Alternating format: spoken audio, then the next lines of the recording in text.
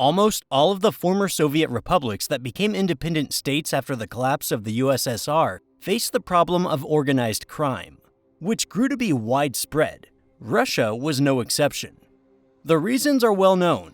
A weak state and a low standard of living lead to crime every time and everywhere. And as with any activity, there are also prominent representatives in crime. In the case of Moscow, and probably all of Russia, it's the Orekhovskie, and their leader, Sergei Timofeev, nicknamed Sylvester. The history of this group is a perfect demonstration of the essence of the turbulent 90s. Young guys made big money very quickly, but just as quickly got caught up in the meat grinder of gangster showdowns. The only ones who could win in this game were those who understood that in the end, power does not lie in squeezing out small-time dealers and shooting off undesirable partners, but in being able to get out while keeping everything you managed to grab. With that said, there are only a few such people in this story, but first things first, meet the Orekhovskie organized crime group on the other side of the law. Let's start today's story with Sergei Ivanovich Timofeev, who is considered the first leader of this group. Sergei was born in July 1955 in the village of Klin, in Novgorod Oblast. His parents were ordinary villagers who worked in agriculture. Timofeev did not excel in school, but he became interested in sports where he performed better than in the classroom. Sergei was no professional athlete, of course, but he was in good physical condition thanks to his enthusiasm for working out on the equipment available in the village, as well as running and working the punching bag. After school, Timofeev began training as a motorist in the city of Borovichi, following in the footsteps of his father, who worked in the same profession. During the same period, Sergei Ivanovich became interested in martial arts and began attending karate classes. At the age of 18, Timofeev joined the army, where he served as a driver in a motorized rifle regiment. In 1975, he was demobilized and decided to move to Moscow. At that time, the USSR was preparing to host the 1980 Olympics, and the capital needed workers to build facilities. A special program was created for this purpose, and Timofeev moved there for it. He was given a place in a dormitory, a temporary Moscow residence permit, and he began to work. After work, Sergei would go to a karate club, which was opened right in his dormitory by Alexander Ivanovich Inshikov, then a well-known karate instructor and now a filmmaker. Timofeev's skills were quickly noticed, and he was made an instructor in the club. In 1978, Sergei got married and had 2 children. After lobbying his superiors, he was able to secure better housing conditions, and the young family moved to the new Orekhovo-Borisovo microdistrict. Timofeev did not give up karate. Moreover, it was during these classes that he met many of his future accomplices, including the leaders of the Solntsevskaya gang and Sergei Kroglov, nicknamed the Beard. The Solntsevskaya gang had started their criminal activities even before Timofeev joined them, mainly engaging in petty fraud, bootlegging, and card games for money. Sergei Timofeev did not want to get involved in this for a long time, but the lack of career growth at work and the family's depressing financial situation forced him to reconsider his views. Timofeev recruited several friends, and together they began working in an organization that became known as the Solntsevskaya Brigade of Athletes. The first impetus for these street kids to become important men with expensive cars was the prohibition law introduced in the USSR in 1985 by Mikhail Gorbachev. Timofeev had an acquaintance named Nikolai Vitoshkin, who worked in a grocery store and could get vodka, while the Solntsevskaya gang had connections in restaurants where the vodka would be sold under the table at several times the price. In addition, the gang was involved in the same illegal gambling, selling alcohol outside restaurants, and extorting taxi drivers and workshop owners. The latter were ordinary entrepreneurs who were outside the law under Soviet legislation. They had a lot of money but no protection, which made them a tempting target for gangs. The black market dealers were in a similar position. They were also entrepreneurs of a sort, but while the workshop owners were involved in the production of domestic goods in short supply, the black market dealers bought and sold foreign goods in short supply. They also worked outside the law and were a desirable target for extortion by criminals. By the time Gorbachev's actions gave a new impetus not only to the market economy but also to crime by introducing the 1988 Law on Cooperatives, allowing workshop owners and black market dealers to come out of the shadows and start any entrepreneurial activity not permitted by law, Sergei Timofeev already had an established gang with its own local leaders. He continued to work with the Solntsevskaya, with whom he began to shake down the cooperatives. Although they had come out of the shadows, the local authorities treated them the same way they treated the workshop owners. The police disliked the cooperative members and were in no hurry to protect them from extortion, so they remained with their old defenders from the crime world. At the same time, in the second half of the 1980s, Sergei Timofeev, who came to be known as Sylvester because of his resemblance to Sylvester Stallone from the Rambo movies, decided with his guys to get into the thimble game. This is a game where a person bets a certain amount of money and then tries to guess which opaque thimble the ball will end up under after the dealer shuffles them. Naturally, in most cases, the dealer has excellent dexterity, and it's very difficult to beat him. Incidentally, one Orekhovskie gang whose most famous members were the brothers Leonid and Alexander Kleshenko, nicknamed Uzbek Sr. and Uzbek Jr., Dmitry Sharapov, nicknamed Sharap, and Igor Chernikov, nicknamed Devochnik, also started out with thimbles. They joined Sylvester around 1988 and would play their part in the future. At that time, other people were in the leading roles in the gang. Among them were the so-called wrestlers led by Sergei Taraskin. They worked in the area of a car dealership in the Southport. Brigades of immigrants from the Caucasus, mainly from Chechnya and Azerbaijan, also worked there. Sylvester did not get along very well with them. He did not like how they conducted business in the territory he considered the domain of the Slavic groups. But Timofeev's first serious clash with the Caucasians took place near the Belgrade department store in Orekhovo-Borisovo. In July 1988, a fight broke out there between the Orekhovskie and the Azerbaijanis, who refused to pay for losing at thimble gambling. One Caucasian had his skull cracked, and seeing the numerical superiority of the Slavs, the southern guests of the capital retreated. However, by the evening of the same day, the number of Caucasians had increased significantly, and the whole crowd set out to avenge their countrymen. The object of their revenge was Timofeev himself, who barely managed to escape from them in his car in the courtyard of the local police station. The situation almost escalated into mass riots, with the Caucasians smashing Sergei's car right next to the police station until they were subdued by backup officers that arrived at the scene. The next day, Timofeev, accused of organizing the fight, was arrested. This time, the case was quickly closed, and 3 days later, Sylvester was back on the streets. But the confrontation with the Azerbaijanis did not end there. It all culminated in a mass brawl in 1988 in the Sokolniki Park area between Sylvester, under whose banner almost all of Moscow's Slavic gangs rallied behind, and the Azerbaijanis. His ability to unite so many different groups under his name took Sylvester to a new level and made him one of Moscow's most prominent outlaw figures. But this rise to prominence in the criminal world inevitably led to increased attention from law enforcement agencies. Security forces launched an operation to crush the Sontevskaya gang, choosing to put pressure on the cooperators who were linked to the gang. Statements were written against the leaders of the Sontevskaya and Sylvester by the cooperators, which led to their arrest in 1989. The arrest of the leaders came like lightning from the blue. No one understood what would happen next.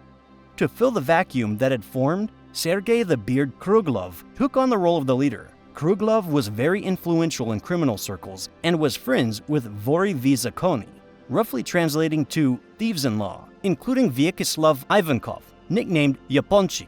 However, not everyone wanted to remain under Kruglov's leadership. Sharap and Uzbek Sr.'s gang went their separate ways. Moreover, they had conflicts with those gang leaders who remained under Sylvester's command. It's known for certain that there was a skirmish with Samvel Mardoyan, nicknamed Sasha Armenian, but the young gang did not have enough strength and they agreed to a truce while remaining independent. Perhaps it was this incident when the two men named Osia and Kultik from Sylvester's security wing arrived at the meeting with Sharap and Sasha Armenian that forced this gang to look for patrons elsewhere. Uzbek Sr. served time in prison in the 1980s and became imbued with the idea of thievery. Upon his release, he offered to work with the criminal underworld. By the early 90s, Sharap's gang began to cooperate with the crime boss known as Rospis, also known as Andrei Viktorovich Isayev. Rospis was close to Yaponchik, who had then flown to the US, effectively leaving him in Moscow as his man. Such patronage was very serious and, for a time, really allowed the gang to work autonomously.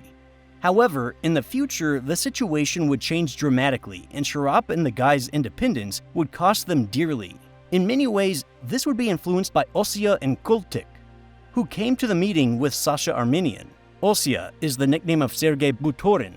He was born in 1964 and boxed in his youth, becoming a candidate for a sportsmaster. He then joined the army for compulsory service, where he decided to remain after its completion with the rank of ensign. After serving for 7 years, Buturin left the service, but did not move back to his small hometown, instead remaining where his military unit was based, in Moscow. Through his former colleagues, he met some co-op members who needed a security guard for their newly opened cafe. The thing was, they had opened the cafe on the site of a shot glass bar, and the old crowd was ruining the whole impression for newcomers. Buturin was needed to keep such visitors out and, in general, to expel unwanted guests. Once, Osia had to stand alone against 5 guys who decided to rudely harass the staff. Despite the fact that Buturin was a former military man and boxer, the sides were clearly unequal. If it weren't for a couple of athletes who came into the cafe for a bite to eat and helped Sergei defeat the hooligans, who knows how it would have ended. After the fight, Osia invited his new partners in battle to sit down at the table and get acquainted. One of them turned out to be Kultik, whose real name was Sergei Ananyevsky. This is how their friendship began, which would lead to the creation of a team that later joined forces with Sylvester and became his main source of strength. Their first meeting with Sergei Timofeev took place when Ananyevsky needed money to hold international powerlifting competitions. Ananyevsky was the national team coach and main person responsible for all organizational matters. He and Osia went to a bank to ask for funding. The director sent him to Sylvester, as it was actually his bank. At this meeting, Kultik not only received money for the competition, but also the opportunity to work under Timofeev. He and Osia were assigned to Sergei Taraskin and the wrestlers. A little later, another important member of the team would join them, Sergei Volodin, nicknamed Dragon. Initially, he was with Uzbek Senior's crew, but after returning from the army, he did not want to stay with them, as Sharap had become leader at that time, and they had left Sylvester. Dragon stayed with Timofeev and later ended up in Osia and Kultik's brigade. But let's return to Sylvester, who was serving his sentence in prison. Overall, Sergei Timofeev's time in prison went smoothly. He managed to find common ground with the other criminals. The only one who tried to hurt Timofeev in some way was Viktor Nikiforov, nicknamed Kalina. He didn't like the fact that Sylvester had served in the army, which was wrong according to the Vor Code, and also that he had conflicts with the Caucasian groups instead of working peacefully. But Kalina was in the minority and did not spoil Timofeev's life. But things were worse on the outside. Sylvester's close friend Sergei Taraskin was killed. His death was completely unnecessary, which probably made Sylvester even more upset. In 1992, a small gang led by the truly ruthless Gera and Sukhoi joined Sylvester's group. They got into a fight with the Podolsk gang on their territory, and one of their men was wounded in the skirmish. A shootout was arranged to settle the matter. The Podolskaya were friendly to Sylvester, and the Beard wanted to settle everything peacefully. However, Gera and Sukhoi set up an ambush, wanting to eliminate the Podolsk gang. Unfortunately, Taraskin also came under fire and died from his injuries. Gera and Sukhoi, who managed to escape from the shootout, were later killed. After being released from prison in September 1992, Sergei Timofeev's first act was to visit the grave of his deceased friend, and only later did he get down to business. By that time, the USSR no longer existed, and the Russian Federation had emerged, which had set a course for a market economy. Perhaps this influenced the Solntsevskaya's desire to separate from Timofeev and move towards legal business, or perhaps there was something else, which we are unlikely to ever know. But after his release, Timofeev and the Solntsevskaya had a conversation during which they decided to go their separate ways. They continued to share their previous interests equally, but their new ventures were carried out separately. This did not mean that they were now enemies, but there was no longer a single organization. From this point on, it would be more correct to call Timofeev's organization the Sylvesterovskis, but I'll use the name by which most people know it and refer to it as the Orekhovskie. In 1992, the Orekhovskie structure looked as follows. Sylvester's main confidants were still the wrestlers, who, after Taraskin's death, were led by Dmitry Nadiv. The wrestlers were mainly involved in economic matters. After Sylvester's departure, the Beard remained an important member of the organization. During those years, the Medvedskov Brigade, led by Grigory Gusyatinsky, came under Sylvester's command. Kultik had known Gusyatinsky for a long time and invited him to join Timofeev's ranks. The Kurgan group, led by Andrei Kologov, Oleg Nelyubin, and Vitaly Ignatov, also joined at that time. All of them formed the Power Wing, the main part of which was Koltik and Osia's brigade. Several more people joined, whom Sergei Timofeev had met in prison. They were Vladimir Rudnev from Odonsovo, nicknamed America, and Alexander Gorishin from Lyubertsy, nicknamed Shurup. In Orekhovo, Timofeev retained the gangs of Igor Maximov, Sergei Babinko, Samvel Mardoyan, and Viktor Komakin. In addition, Nikolai Vitoshkin assembled his own team, and this whole structure was tied to Sergei Timofeev, who acted as a link. If any of his people had problems, everyone else helped to solve them. This was the case in the conflict between the Kurgan family and the very influential Bauman criminal gang over the Arlecchino nightclub. The fact is that the businessmen who originally opened the club had dealings with the Baumanov gang, specifically with Vladislav Vanir, nicknamed Bobon, who was one of the leaders of this gang.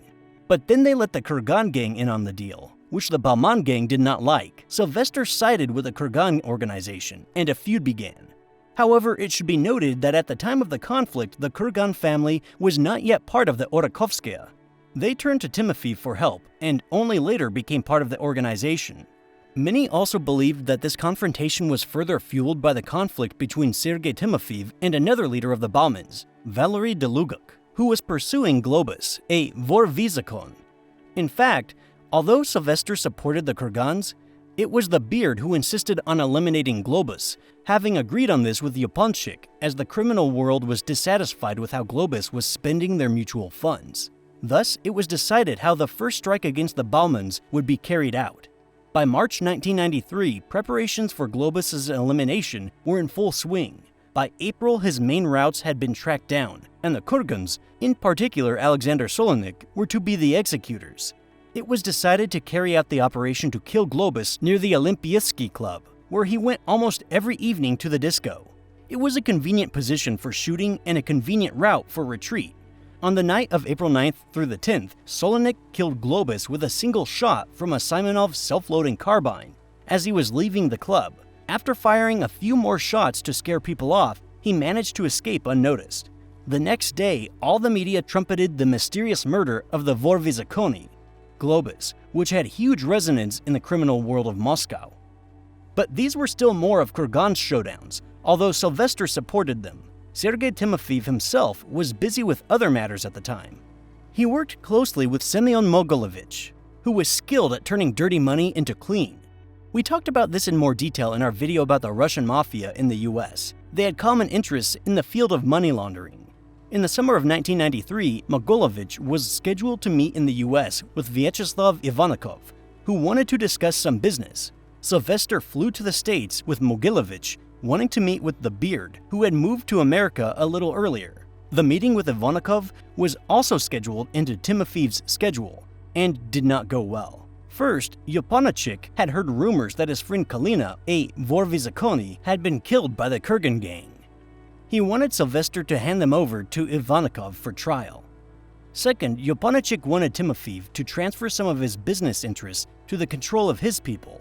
Sergei Timofeev refused both requests. A few days later, another meeting was scheduled, at which Mogilovich was to discuss his affairs with Yaponchik. Sylvester was also invited, insisting that the meeting take place at a crowded McDonald's, clearly suspecting that Ivankov might kill him. In fact, Timofeev was right. As they approached the restaurant, Yaponchik came towards them with a gun. The only thing that stopped him from firing was the presence of FBI agents who had been following Ivankov. They put on jackets with the FBI logo, and Ivankov's men took him back to McDonald's. After that, Sylvester immediately left the United States, and upon arrival in Moscow, he learned that the Beard was aware of Yaponchik's plans and supported them. Timofeev was stunned, of course, but he did not show it. He would take revenge on the Beard later. For now, he started to get rid of those who could get to him in Moscow on Yaponchik's orders. The main target was the Vorvizakoni, Rospis, who was Ivankov's protege in Moscow. The assassination was to be carried out by a hitman from the Medvedovskaya crew, Alexei Shestobotov, nicknamed Lyosha the Soldier. But Shestobotov, who was shooting a sniper rifle for the first time, not only failed to fatally wound Rospis, but also hit Sharap, the leader of the Orekhovo gang, which had left his own organization after Sylvester was imprisoned in 1989. Sharap died from his injuries. A little later, Lyosha the soldier tried to kill Rospis again with a bomb when Isiev was leaving his house accompanied by a bodyguard. The explosion killed the bodyguard and a little girl who happened to be nearby. Rospis himself got away with just a wound. After Sharap's death, Sergei Timofeev called on his gang, led by Uzbek Sr., but he refused him. Sergei Butorin, as the leader in Orekhovo, decided to take advantage of this, as he wanted to see Nikolai Vitoshkin, whom he had a good relationship with. Vitoshkin himself had his own conflict with the gang. So, almost immediately after Uzbek Sr. refused to join Timofeev, he and Vitoshka organized an assassination attempt on him, shooting Uzbek Sr.'s car with him inside right near his home. After that, Igor Dvochnik Chernikov became the leader of the gang. He met with Timofeev and Onanevsky, assuring them that he would be completely loyal to their crew. In this way, Chernikov temporarily escaped the same fate as his friends. Dvochnik would be killed later, when Osia became the leader, and he and Vitoshkin would clean up Orekhovo. In November 1993, Sergei the Beard Kruglov flew to Moscow unaware that Timofeev knew about his betrayal. Kruglov met him at the airport, and Butorin took him to a bathhouse, where Kultik and Dragon were already waiting. No one ever saw the Beard alive again. The next victim in January 1994, as Osia and Kultik's gang gained power, was Boban from the Bauman gang, with whom they had a conflict over the Arlecchino Club. Boban was good at hiding, and information accidentally came to light that he frequented a shooting range off the Volokolamsk highway.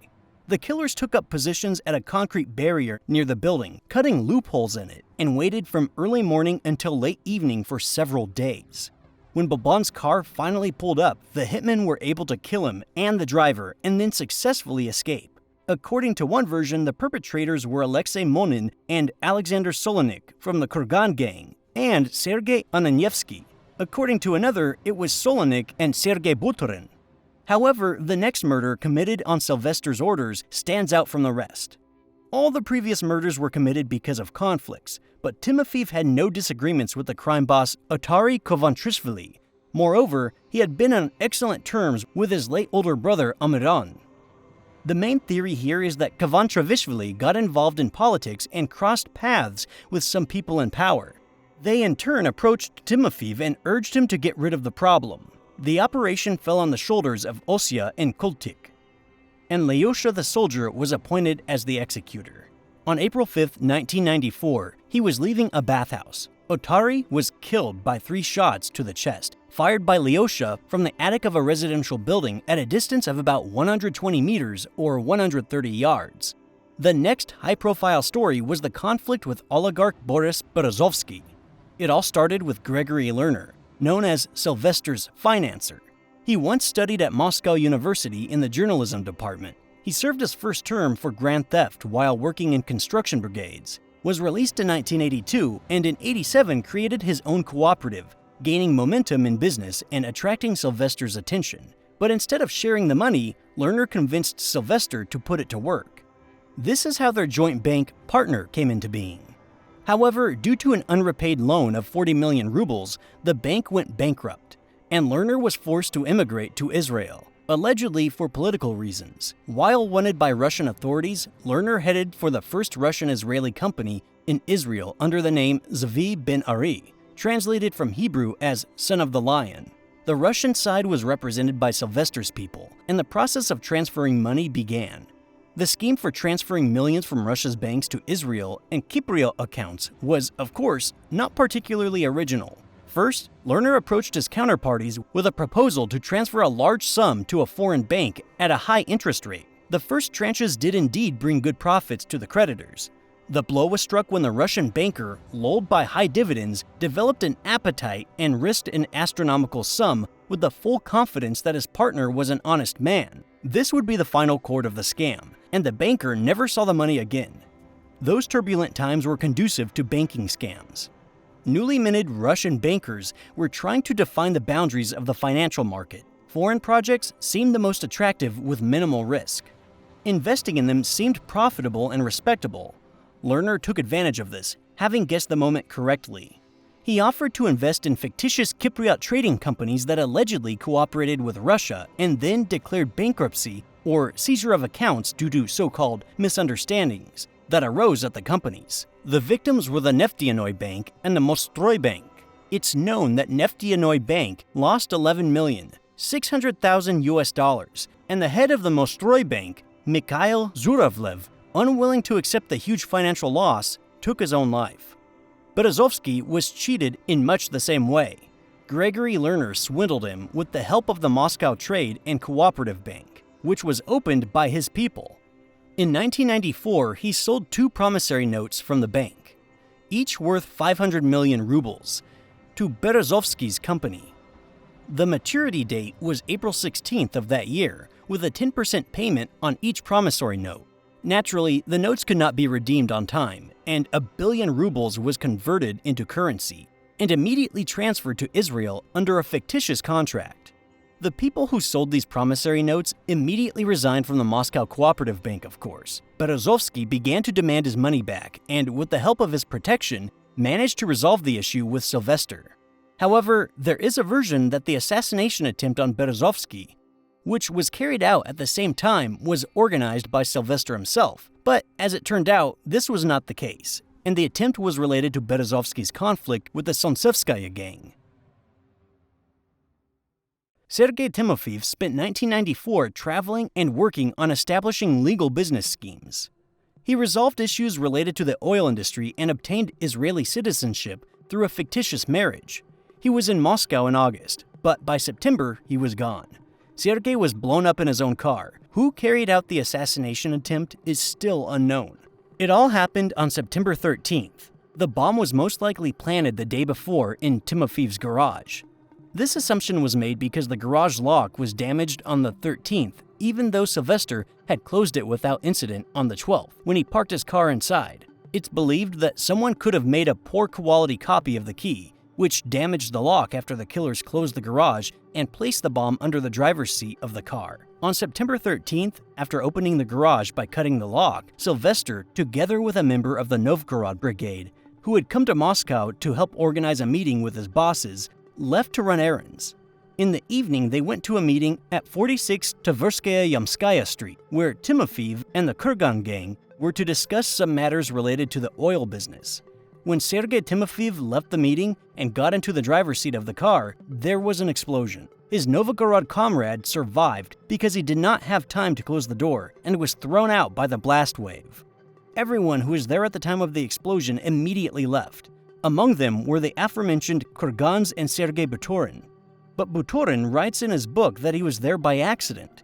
However, researchers who spoke with people close to Sylvester claim that this was not true, and that Osya came to the meeting on purpose.